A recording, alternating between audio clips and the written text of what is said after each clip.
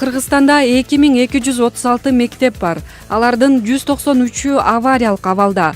Ош облусунда 56 мектеп, Ысык көлдө 42, Нарын жана Жалал Абадта 24төн, Баткенде 15, Чүй жана Таласта 14төн жана Бишкекте 4 мектеп авариялык абалда.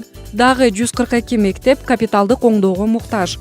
Быйыл курулушу мурда башталган 192 окуу жайы бүткөрүлөт. Үнөмдөлгөн акчага дагы 28 мектепти капиталдык оңдоодон өткөрүү пландалган. Быйылкы жылда Кыргызстан мектептерди бирдей салганга өттү. Болбосо сметалык баалардагы ажырым чоң болчу.